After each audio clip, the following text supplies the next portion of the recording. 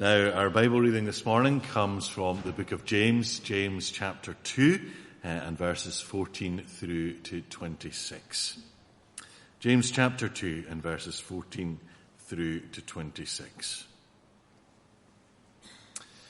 What good is it, dear brothers and sisters, if you say you have faith, but don't show it by your actions? Can that kind of faith save anyone? Suppose you see a brother or sister who has no food or clothing, and you say, "Goodbye, and have a good day. Stay warm and eat well." But then you don't give that person any food or clothing. What good does that do? So you see, faith by itself isn't enough. Unless it produces good deeds, it is dead and useless. Now, someone may argue, some people have faith, others have good deeds. But I say, how can you show me your faith if you don't have good deeds? I will show you my faith by my good deeds. You say you have faith, for you believe there is one God. Good for you. Even the demons believe this, and they tremble in terror. How foolish. Can't you see that faith without good deeds is useless? Don't you remember that our ancestor Abraham was shown to be right with God by his actions when he offered his son Isaac on the altar? You see, his faith and his actions worked together. His actions made his faith complete. And so it happened just as the scriptures say. Abraham believed God, and God counted him as righteous because of his faith. He was even called the friend of God. So you see, we are shown to be right with God by what we do, not by faith alone. Rahab the prostitute is another example. She was shown to be right with God by her actions when she hid those messengers and sent them safely away by a different road. Just as the body is dead without breath, so also faith is dead without good works. Amen. God will bless this reading from his holy word. Good morning, friends. It's great to be with you this morning. Thank you for your prayers, brother. I really appreciate that. I made a decision since I came into church this morning. And if my wife was here, she would have her head in her hands, thinking, how much is it going to cost us and where are we moving to? But I decided that if I'm ever needing to find a new church, I'm going to come here because I've been mistaken twice this morning. I'm not going to mention the first person's name, but what I was told is he's no bad looking. And then in the second time, I was mistaken for Canon J. John. I mean, he's about 20 years older than me, right enough, but I mean, I'll take the notoriety that he's got. But it really is great to join you this morning. As I came into church, they were practising, bless the Lord, oh my soul. And it's a privilege for us to meet together and to be able to sing to God's praise and glory. And this for me is work. This for me is work. What a privilege it is to be able to worship God and to be part of a community like this for work for me. Some of you are sweating, relieved that your busy week's passed and, you are grateful for the rest. But for me this morning, I'm blessed, and I hope you are too, in meeting here. So, the presentation, will you start it?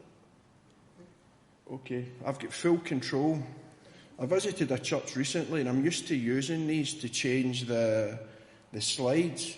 But at this church I was at, the clicker actually controlled a light, which then indicated to the person operating it to change slide.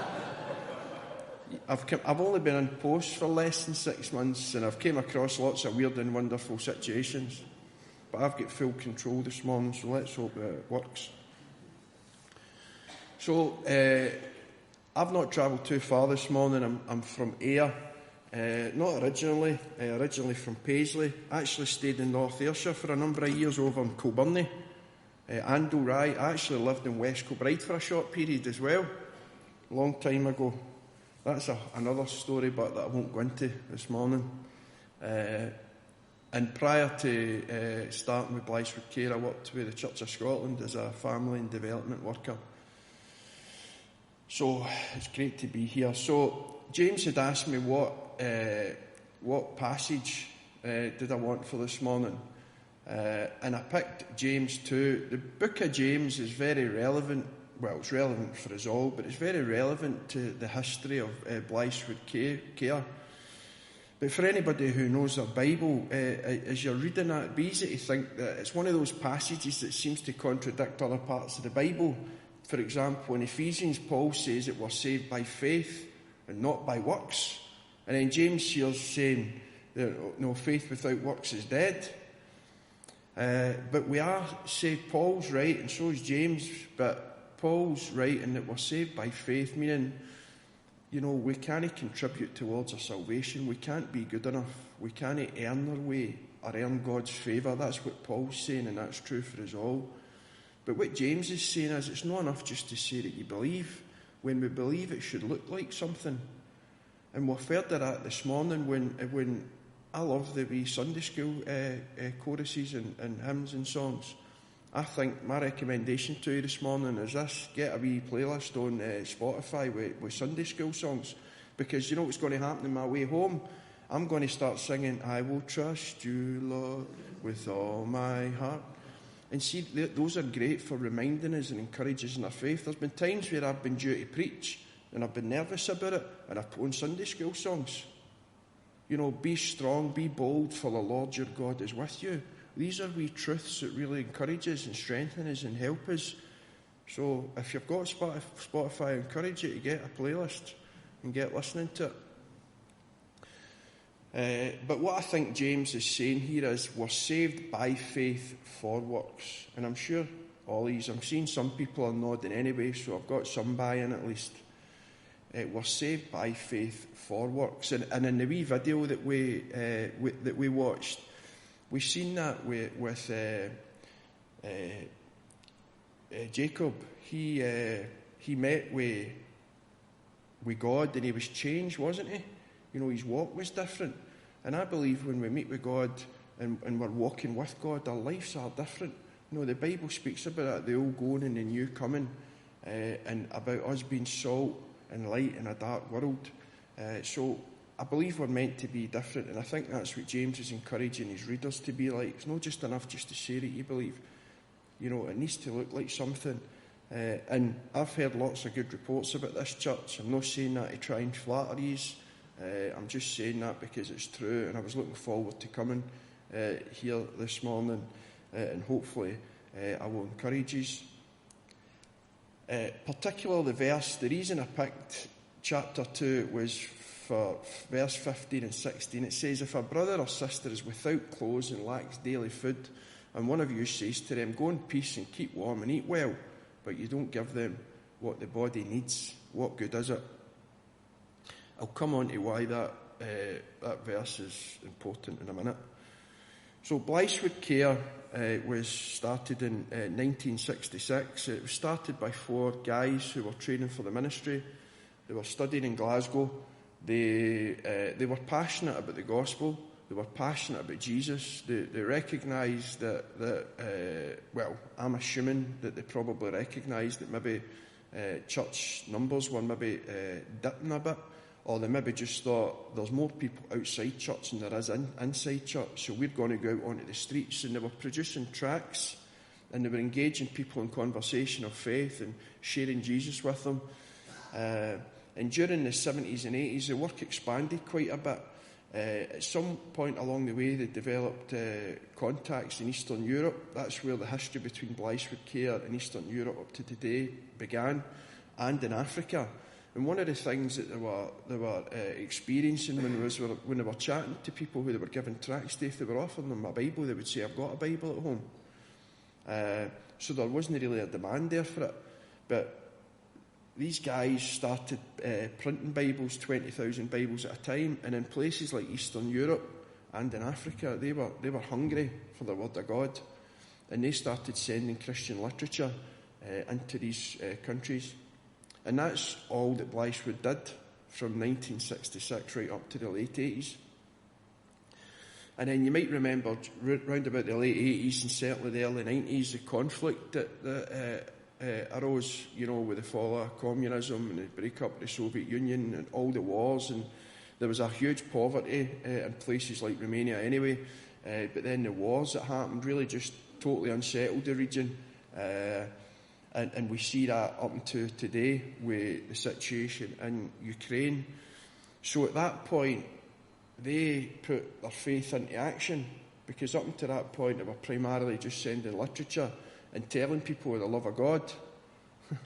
But then when they really, really needed help, what sort of organisation and people would they have been if they went like, go in peace and stay warm, but actually didn't try to do it? And so they were motivated to get support from churches here in Scotland, and then that's how Relief Aid came into the picture. And because of the situations that have, started and then stopped, and then the consequence of wars and stuff like that and the lasting effect, Blythswood's just always had a presence in Eastern Europe, particularly since that time, and I'll touch on that a wee bit more in a minute. The Shoebox Appeal began in 1993. Thank you very much for your support towards the Shoebox Appeal as well. We really appreciate it. The Shoebox Appeal is a huge operation, and it just wouldn't be possible without individuals and churches supporting it and supplying boxes, but also volunteers who coordinate within churches, and then volunteer teams within churches who actually sort all of these boxes, because once you've filled a box and then it's sent on, every single box needs to be checked to make sure there's nothing that's prohibited in it, and more importantly, to make sure that it gets a piece of Christian literature in it that's in that native language. And since then, we've sent approximately 2.7 million shoeboxes to Eastern Europe. So our mission at Blythswood is this: to see lives changed for good and forever. That's one of those phrases you're probably sitting and think, what does that actually mean? I'm hopefully going to answer that for you. And if I've not, I'm clearly not doing my job right, so please come and tell me. I don't want to be deceived. I'm open to constructive feedback or criticism. So when we talk about changing lives for good and forever, the for good part is the stuff like the humanitarian relief, and we provide a range of different activities across Eastern Europe and in Asia and in Africa. But particularly in Ukraine at present, over the last couple of years, we've been supporting. Sorry, I'll clarify as well, because of the history with Blythswood Care in Eastern Europe, Blythswood never parachute into an area where there's conflict and say, we're going to come in here and make your life better. We just don't do that. We partner with local organisations on the ground who understand the needs and know the people there. It's the best way to do things. I mean, apart from anything else, well, I don't speak any other language. In fact, when somebody heard my second name, they went, is his first language English? And the CEO went like that, no, it's Glaswegian. So that's why we do it the way that we do it. And because of the history going away back to the 70s and 80s, we've just developed long-term relationships there that we know are reliable and trustworthy.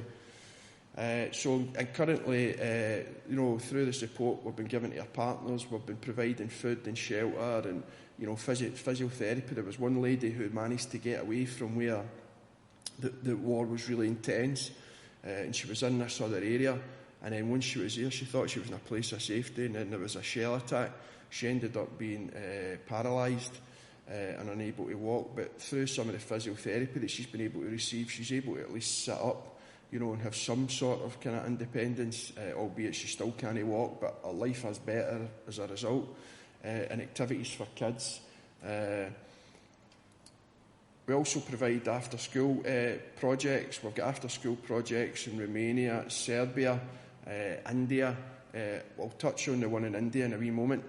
And community activities. We support a rehabilitation centre in Romania. We've got a sewing skills programme in Pakistan. Always get the locations confused. There's so much information I need to try and remember. And then our shoebox, which I've already touched on. I will touch on that briefly in a wee moment as well. So the forever part is the gospel. We want to obey James calling and command to make the lives of people better. We want to do that, but we also want people to know that their greatest need is that they would trust Jesus, that they would accept Jesus, and that's what we've been hearing about this morning, isn't it? That we've all sinned and fallen short of the glory of God, but Jesus came that we might have life, and a life that is full. And the way in which we support that, or we meet that objective, is through our pastor support programme. So we're currently supporting 5 or 6 pastors in Ukraine who's obviously been affected. Some of these guys have had to relocate, so any normal routine of church or income or whatever's just gone. And we want to support them to continue doing their work, to continue being teachers and pastors and continue to share the word of God. And there's been real encouragements here where there's been wee church plants taking place and people being baptised. We also support a Christian radio station in Africa. And just to give you a wee bit of insight, sometimes we are funding whole projects. Sometimes we're just covering building costs. Sometimes with the Christian radio, we're paying the taxes on the mast and other expenses. So wherever there is a need, and we believe in the work that they're doing, if it's gospel focused, if there's a need with things like that, if we can help them, that's the sort of things that we're looking to do. We're not looking to be the whole wheel necessarily. We're happy to be a cog, to just keep the wheels turning, to make sure the message is going out there and people are getting the support as well in a practical sense that they need. And also Christian literature. That was the history of Blythswood Care, and we're still very much involved in Christian literature. We're not printing Bibles the way that we once were. We still sell Christian books and stuff in our shops. And we still send Christian literature. For example, there's a university over in Africa, where pastors have been taught and doing their training. We send boxes of literature over there. There's a street evangelist down in England that comes to mind, and he receives tracts every month. I delivered a box of literature up to Pullman Young Offenders Institute, to the chaplain up there. So we're very much still involved in the Christian literature. And of course that all helps equip people to be teachers, to be pastors, to be evangelists, and support them in the work that they are doing. Just coming on to the shoebox appeal, just for anybody who might be interested, these numbers are actually outdated, so they're from 2023. But last year we did get an increase on that. We sent just over 85,000 boxes to these 8 countries in Eastern Europe. That's for anybody who's interested. Again, like me, I'm always curious, how many lorries does that take? Well, it was 13 or 14, I believe. We managed to send 3 to Ukraine, which was good. That was an increase, naturally, because of the situation there. The need is great, and we could send double that if we had them.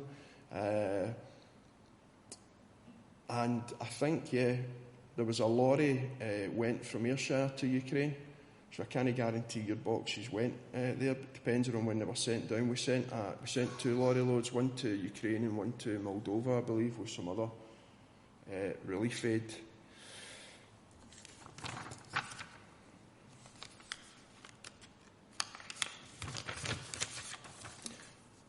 Here's somebody who benefited from the shoebox. This is outdated, so this is not from this year, this is from the year before. And the reason they're not updated is we need to get consent regarding photographs and stuff. So it just takes a wee bit of time to do that. So I'm only permitted to share certain pictures at present. But the wee girl in the red is Carolina, and that's her mum to the right. And that's one of the workers at the project that we support in Ukraine. That family were internally displaced because of the war, so they had to flee where they live to find safety in another part of the country. And our partners there do a great job. It's them that provide the food and the shelter, and even in places like Moldova, they've really stepped up to the challenge, and they've built temporary housing and stuff like that, where they're able to house dozens and hundreds of people over a course of time. They're feeding hundreds of people every day, and really just showing God's love in a practical way. But this family here, how many of us know it's stressful just going on holiday, isn't it? Isn't it? You're all harassed getting your stuff together, and you want to make sure you get to the airport in time or to catch your train. It's stressful, but imagine being in a situation where you're having to flee for your life. I just can't imagine that, because I've never been in this situation. I mean, I've been in a few scary situations in my life, but to think you need to grab as much as you can carry or take with you to relocate to somewhere that you probably don't know or probably don't know anybody, and you've got a wee girl who's got Down syndrome as well. You know, routine and change for anybody can be difficult, but when there's added complications, it can make it that more stressful. And see, the shoebox that this family were able to receive, it's no changing their situation. It's no changing the war. It's no changing their economic situation. But what it is doing, it's providing them a wee bit of hope to let them know that people like us here in the UK, because the shoebox appeal is a UK thing, you know, are thinking of them, and that we recognise the situation that they're in. And obviously there's we put Christian literature in it as well, which some people may not read, but we hope that others would. Just touching on the Christian literature. See, for me and for us as an organisation, actually, see, for us, the most important part of the shoebox is the literature. We recognise that, you know, the practical stuff like the hat and scarf and gloves and the Haribo sweeties, if you're that way inclined, are a blessing, and grateful to receive it. And we've seen some great situations and videos and pictures where, you know, people are filled with joy, pulling out toys and, you know, putting on their hat. There was one wee boy that got a pair of socks and he ran away all excited because he had this pair of socks. And we know for a lot of people it will just be that stuff that they're interested in. But it's our hope that through the literature, which could be for the children, it's obviously age appropriate, and as I said, it is, you know, it is in their native language, so they can understand it as well. But it's our hope that they would read it. And in the book of James, it says that every good and perfect gift comes from above. And that's most fulfilled in Jesus, because remember, there was a time when they came up to Jesus and says, "Good teacher," and Jesus went like that. "Why do you call me good? None is good, only God." Jesus wasn't saying he wasn't good. He was just trying to make them aware that in the purest sense of being good, none of us are.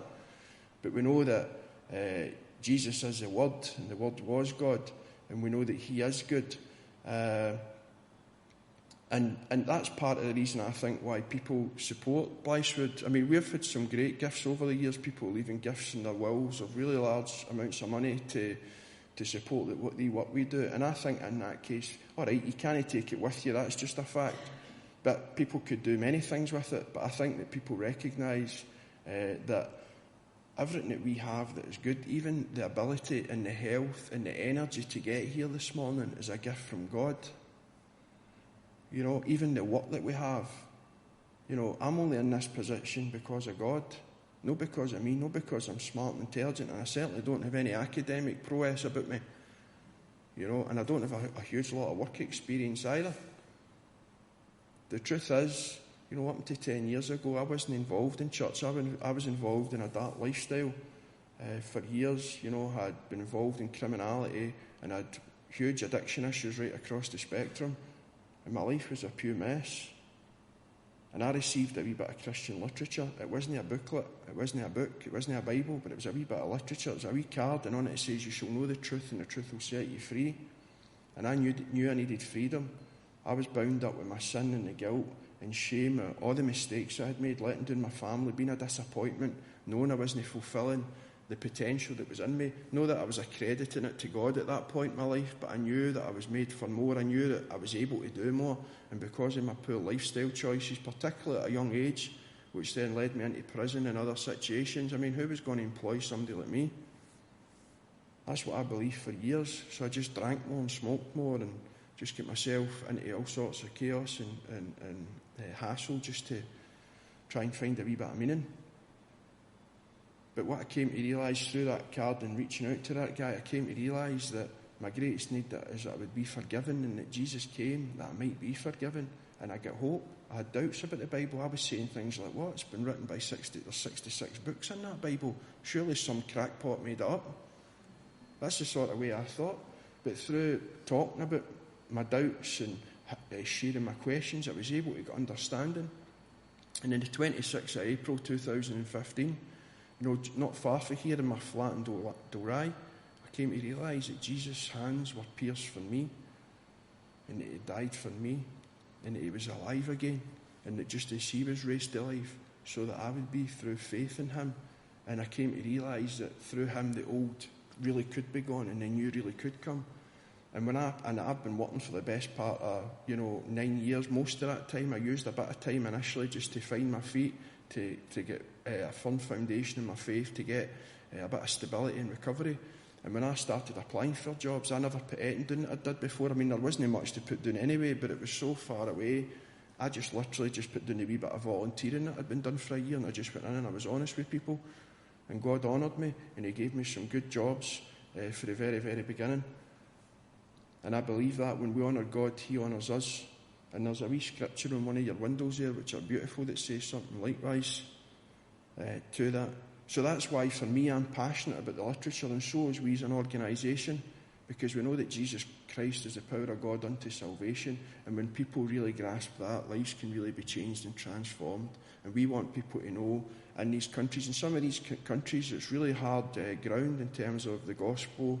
I've not got time to go into that, but it was a privilege for me to be in Serbia in December and to hear firsthand from some of the people that have been there trying to be a witness, in a difficult land. Just to wrap things up a wee bit, no idea of time. I took my watch off with the intention to keep an eye on it. I mean, I'm thinking we've got hundreds of time here. I don't know if my clock's wrong, but I'm not going to speak any longer than I need to, but I promise you, I was given 45 minutes at a guild, right? I had at a guild, and I took over an hour.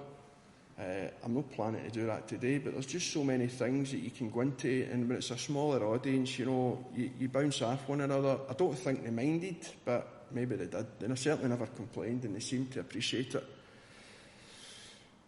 So India is one of the areas where we're doing both, and there's an organisation there called Cornerstone, and they've got a centre called Beacon, the Beacon Centre. That's the slums that you can see there in India, and that's where they're based. And I was 2 days in the job, and I'm meeting the lady that runs it with her husband on Zoom, and she... it was bizarre because she's sitting talking about human trafficking and CSWs, commercial sex workers, and I'm sitting there in the office thinking, wow, because this stuff goes on, but when you're hearing it firsthand and somebody's talking about it, that's just their bread and butter, in the same way that you might talk about Excel or Word. That's just what she's used to. And what happens is, because of the poverty in some of these rural communities, and the families can be quite large, from what I understand, they can struggle just to get by. And there's predators, I'll call them, because that's what they are, who go into these communities to try and take young girls, 12 and 13 years old, promising them work cleaning and stuff like that, and then they get them back to Mumbai, and then they've got them working in the sex industry. And what happens is, it's like there's this debt on their head that they need to either pay off, and they do that, i.e. by working, and so much of what they get pays towards their debt, and they get to keep so much. Or there's a time frame, like 7 years was mentioned, so after 7 years they would be free. So it's like slavery, that's what it is. But what I found interesting and sad was this. See, after the 7 years, when the women can leave and go and do their own thing, often they don't, because the guilt and the shame is often so great that they think, who else is going to have me? What else can I do? And they just continue doing it on better terms because they've not got the debt to pay off. And I just find that sad. But our partners there, they... and quite often what happens is during this time they end up having families, so they maybe get married or have partners and have children, so they're going out to work at night, so then they need to sleep when they come in, so then the kids get up and they're just out running about on the streets.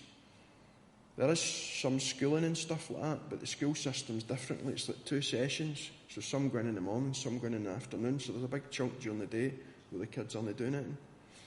And our partners there have got this building, and they've got 2 sessions, so they offer kids the opportunity to come in the morning or the afternoon, whatever is alternative for their schooling, you know, and they feed them, you know, they educate them, you know, they nurture them, but they also provide support to the women. You know, they want to be there for the women as well. They want to counsel the women, and they've got church as well.